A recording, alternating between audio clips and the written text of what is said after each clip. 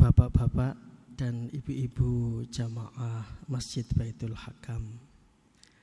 Assalamualaikum warahmatullahi wabarakatuh.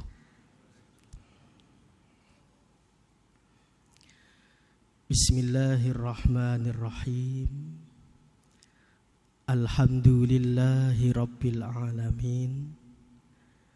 Wassalatu wassalamu ala ashrafil mursalin wa imamil muttaqin Sayyidina Muhammadin wa ala alihi wa sahbihi ajma'in.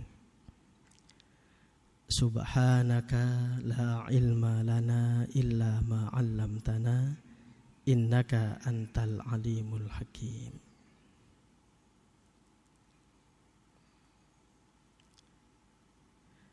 Hari ini kita akan mengaji hadis Nabi kita, Nabi Muhammad sallallahu alaihi wasallam. Sehingga dengan mengaji hadis Nabi kita semakin menumbuhkan cinta kita kepada baginda Nabi Muhammad sallallahu alaihi wasallam. Yang akan kita kaji pada hari ini adalah hadis yang masyhur yang diriwayatkan oleh sahabat Nabi Sayyidina Umar bin Khattab. Hadis ini kalau di kitab Arba'in masuk urutan kedua dan dikenal dengan hadis Jibril. Kenapa disebut hadis Jibril? Karena di hadis ini malaikat Jibril datang menemui Nabi Muhammad sallallahu alaihi wasallam yang sedang bersama para sahabatnya. Malaikat Jibril datang dalam wujud manusia. Imam Ibnu Daqiqil Aid mengatakan bahwa hadis ini adalah ummus sunnah, induknya sunnah. Kalau Al-Quran itu ada ummul Quran, yaitu surah Al-Fatihah, hadis Jibril ini adalah ummus sunnah, induknya sunnah. Karena sunnah-sunnah Nabi yang lain itu tercabang dari hadis ini. Hadis ini adalah hadis tentang Islam, iman, dan ihsan. Yang tentang Islam nanti itu melahirkan ilmu namanya fikih. Yang tentang iman melahirkan ilmu tauhid atau ilmu kalam. Yang tentang ihsan nanti melahirkan ilmu namanya ilmu tasawuf. Madrasah Nidhamiyah pada masa Imam Al-Ghazali dalam kurikulumnya memadukan tiga hal ini: Islam, iman, ihsan. Sehingga dalam kurikulumnya ada fikih, ada kalam atau tauhid, dan ada tasawuf.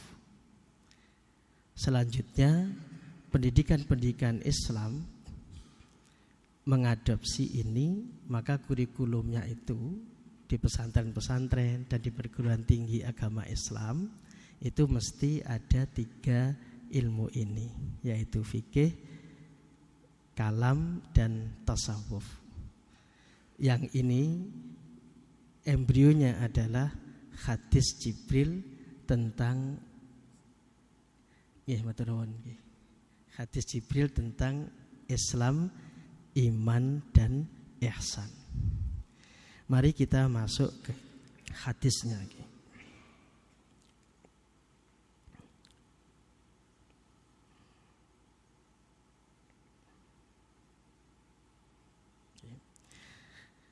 Sayyidina Umar bin Khattab itu menceritakan begini. ketika kami duduk bersama dengan Nabi, tiba-tiba muncul seorang laki-laki. Sayyidina Umar mensifati rambutnya itu sangat hitam, tidak ada bekas perjalanan, tapi tidak ada seorang pun dari kami yang mengenal dia. Orang ini datang duduk mendekat kepada Nabi, menempelkan lututnya ke lutut Nabi, dan kedua tangannya diletakkan di atas paha Nabi. Ini adatnya negeri Arab. Kalau orang sangat butuh itu begitu. Jadi menempelkan lututnya ke lutut Nabi, terus tangannya diletakkan di atas paha Nabi. Ini adat sana itu adalah menunjukkan orang yang sangat butuh. Lalu orang ini berkata kepada Nabi. Katanya yang pertama, manggilnya ya Muhammad. Hai Muhammad. Ini agak janggal. Orang manggil Nabi Muhammad dengan namanya. Ini kebiasaan orang Badui. Kalau orang Arab Khadori itu kalau memanggil Nabi mesti dengan sifat kenabian atau kerasulan, ya Nabi Allah atau ya Rasulullah. Tapi kalau yang manggil itu ya Muhammad, itu adalah kebiasaannya orang-orang Arab Badui. Berarti ini semacam tauriyah, sehingga orang yang melihatnya itu akan memahaminya dia orang Badui, padahal sebenarnya dia adalah malaikat Jibril. Nah, terus dia bertanya yang pertama, akhbirni anil Islam, beritahukan kepadaku tentang Islam. Lalu Nabi menjawab dengan jawaban yang kita kenal dengan rukun Islam, yaitu syahadatain, salat, zakat, puasa, dan haji. Setelah itu dia mengatakan sodakta, kamu benar. Lalu dia bertanya lagi kepada Nabi, akhbirni anil iman, beritahukan kepadaku tentang iman. Lalu Nabi menjawab yang jawabannya kita kenal dengan rukun iman yang 6 itu. Islam dan iman. Kalau Islam itu disebut berdiri sendiri, berarti di dalamnya ya iman. Kalau iman itu disebut berdiri sendiri, berarti di dalamnya juga Islam. Seperti misalnya kalau di Quran itu ada wabasyiril mu'minin, sampaikan kabar gembira kepada orang-orang mukmin. Berarti di situ termasuk, di situ adalah Islam. Di Quran itu kalau ada panggilan ya ayyuhalladzina amanu, hai orang-orang yang beriman, itu adalah julukan untuk umatnya Nabi Muhammad. Jadi umat Islam itu kalau di Al-Quran dipanggil ya ayyuhalladzina amanu, wahai orang-orang Islam, wahai umatnya Nabi Muhammad. Jadi kalau disebut berdiri sendiri Islam, ya berarti termasuk iman. Kalau iman disebut berdiri sendiri berarti termasuk Islam. Tetapi di sini Islam dan iman itu disebut bergandengan. Beritahukan kepadaku tentang Islam, lalu dijawab Nabi yang kita kenal dengan rukun Islam. Terus beritahukan kepadaku tentang iman, lalu yang dijawab oleh Nabi yang kita kenal dengan rukun iman. Berarti kalau disebut bergandengan, maka Islam bukan iman, iman bukan Islam, karena disebut bergandengan. Di Quran juga demikian. Misalnya di surah Al-Hujurat ayat 14. Qalatil a'rabu amanna. Orang-orang Arab Badui itu mengatakan kami beriman. Kul lam tu'minu walakin qulu aslamna. Katakan wahai Nabi kepada mereka, lam tu'minu, kalian belum beriman, tapi kalian ucapkan saja aslamna, kami Islam. Walamma yadkhulul imanu fi qulubikum, karena iman itu belum masuk ke dalam hati kalian. Berarti orang-orang Arab Badui ketika mengatakan iman, dikatakan jangan mengatakan iman, katakan saja Islam, karena iman saat ini belum masuk ke dalam hati kalian.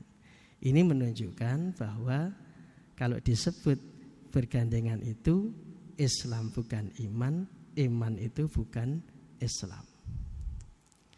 Ayat yang lain misalnya di surah Adz-Dzariyat ayat 35 dan 36.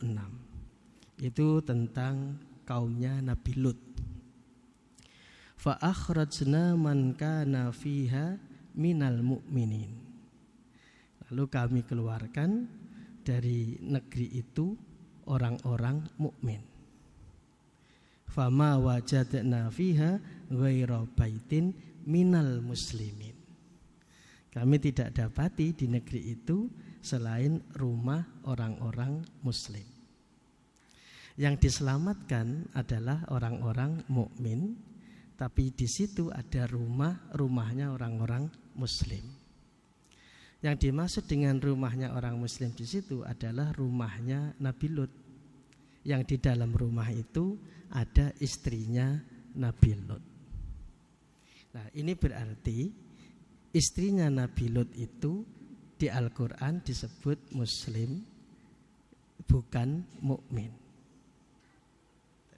Jadi saya ulangi lagi, di surat itu jadi istrinya Nabi Lut tidak disebut mukmin, tapi disebut muslim.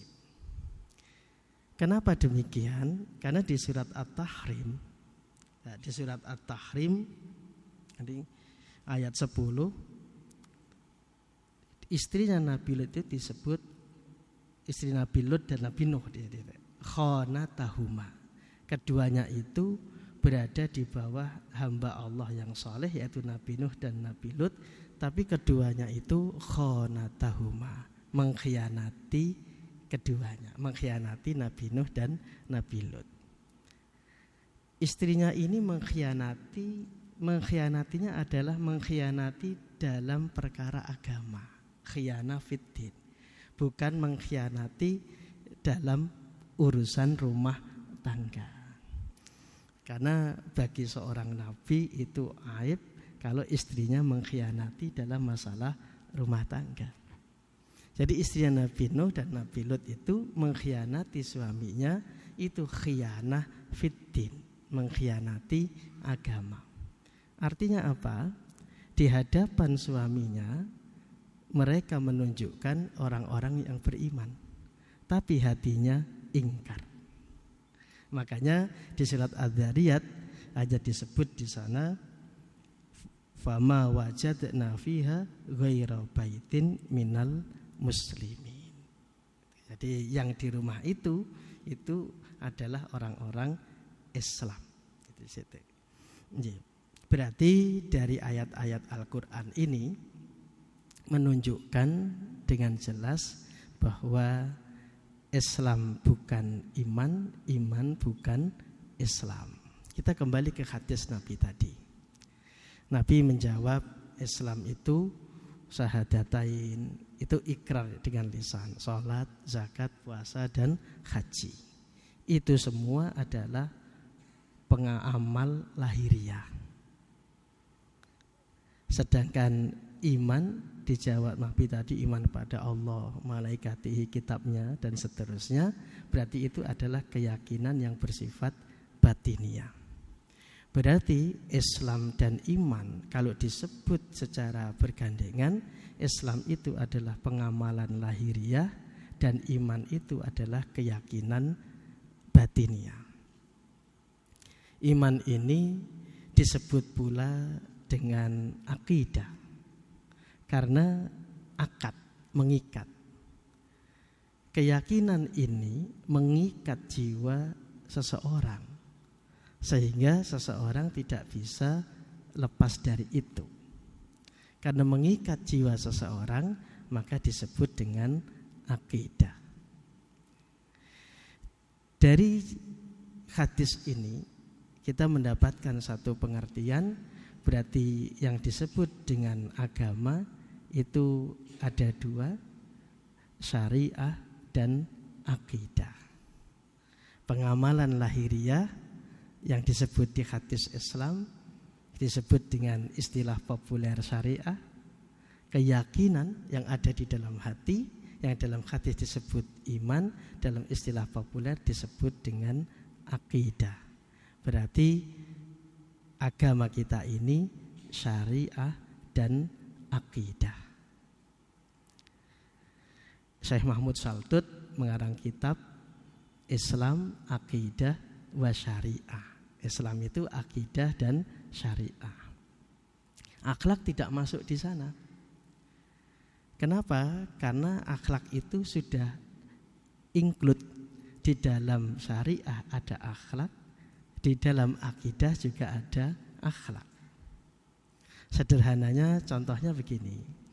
Kalau kita sholat itu kan nek gatel mau garuk-garuk, nah, itu kan itu ada garuk. Itu kan berarti sudah akhlak. Jadi akhlak itu sudah masuk, ada di dalam syariah dan ada di dalam akidah. Maka tidak disebut secara spesifik karena itu adalah kondisi kejiwaan.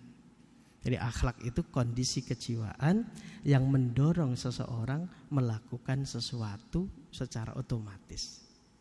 Dalam syariah sudah ada akhlak, dalam akidah juga sudah ada akhlak. Makanya beliau mengarang kitab judulnya Islam, Akidah, wa Syariah. Dari hadis kita ini, berarti agama kita ini ada dua aspek ajaran yang berkaitan dengan pengamalan lahiriah hukum adalah syariah, yang berkaitan dengan keyakinan, i'tiqad disebut dengan akidah. Ilmunya nanti kalau membahas syariahnya, pengamalan lahiriah namanya fikih. Kalau membahas keyakinan yang ada di dalam hati, nama ilmunya ilmu tauhid atau ilmu kalam. Maka ngaji kita di masjid kita ini ya ada ngaji syariatnya dan juga ada ngaji akidahnya. Lalu malaikat Jibril tadi itu tanya lagi, akhbirni anil ihsan, beritahukan kepadaku tentang ihsan. Apa itu ihsan? Lalu Nabi jawabnya begini, anta budallaha ka'annaka tarahu. Engkau menyembah Allah seakan engkau melihatnya. Fa illam takun tarahu fa innahu yaraka. Kalau engkau tidak melihatnya, maka sungguh dia melihatmu. Oh, kalau demikian, ihsan ini adalah darajatu ahlil ibadah, derajatnya orang yang beribadah. Jadi agama kita ini syariat dan akidah, terus peringkat orang yang bersyariah dan berakidah disebut dengan ihsan. Saya ulangi lagi. Jadi ihsan itu peringkatnya orang yang bersyariah dan berakidah.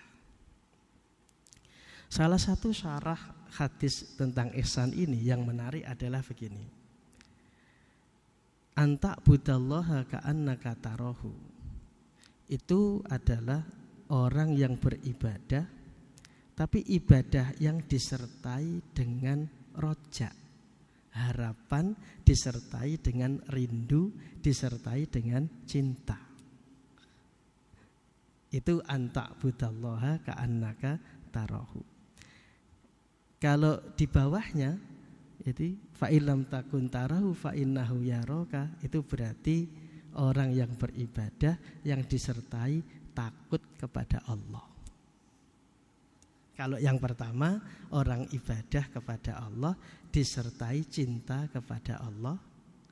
Kalau belum bisa ke situ, maka mengibadahi Allah disertai takut kepada Allah.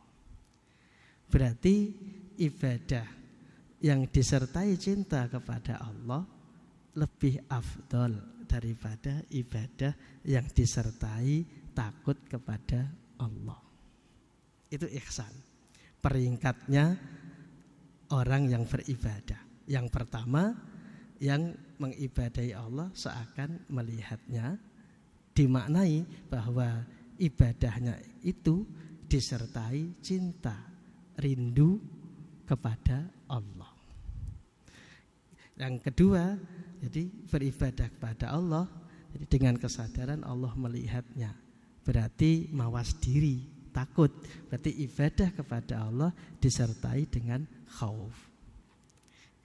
Dari sabda Nabi ini tadi berarti ibadah yang disertai cinta, harapan itu lebih utama daripada yang disertai dengan takut. Karena itu kalau kita ngaji Nasaihul Ibad itu ada rumusannya, ibadatur roji afdolu minal khaif. Ibadahnya orang yang berharap, yang cinta itu lebih utama daripada ibadah yang disertai takut. Mengapa demikian? Li ghalabati mahabbatillahi fihi.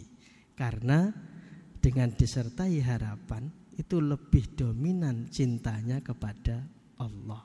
Berarti tingkatan ihsannya lebih tinggi daripada ihsan yang disertai takut. Dan dua-duanya adalah peringkat orang yang bersyariah dan berakidah. Lah yang ketiga ini nanti ilmunya namanya tasawuf. Lalu bagaimana supaya orang itu bisa ihsan?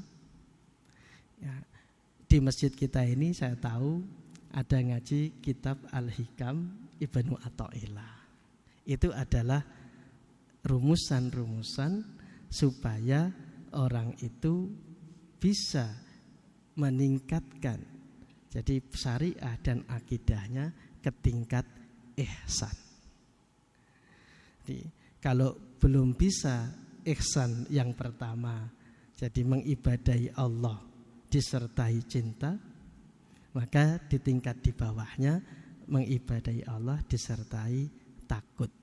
Bagaimana resepnya, bagaimana caranya? Para jamaah bisa mengikuti kajian di masjid kita ini, yaitu Al-Hikam Ibnu Athaillah. Itu di situ. Hadis kita ini makanya disebut oleh Imam Ibnu Daqiqil Id sebagai ummus sunnah, induknya sunnah. Karena nanti ilmu-ilmu Islam itu kembalinya ke sini dan tercabang dari sini. Islam, iman, dan ihsan. Islam melahirkan ilmu fikih, iman melahirkan ilmu tauhid, terus ihsan melahirkan ilmu tasawuf. Ini paket lengkap yang tidak bisa dipisahkan satu dengan yang lain. Kalau Islam saja, jadi ya tidak lengkap. Iman saja juga tidak lengkap.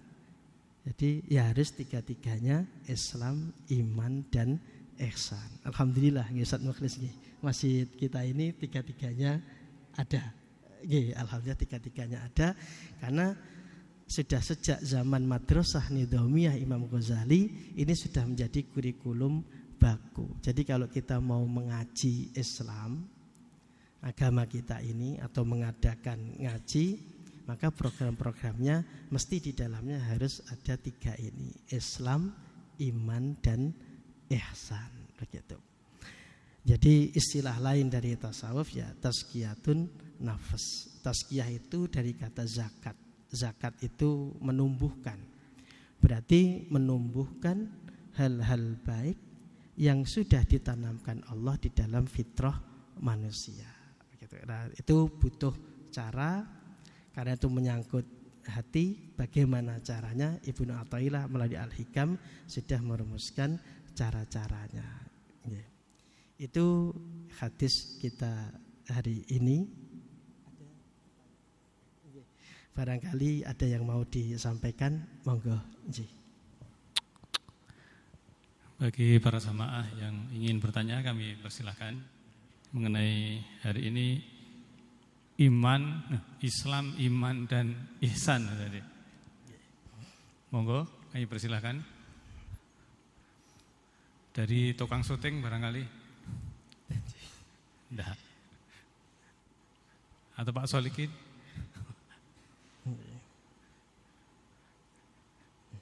Sepertinya sudah. Ya, sampun jelas nggih. Mau dipaksakan enggak ada. Nggih, Pak, sampun jelas. Mudah-mudahan ini jelas, jeluntrung bagi kita semua. Jadi kita nanti bisa mendudukkan. Kalau ada pertanyaan apa saja, nanti kita bisa masukkan ke kotaknya.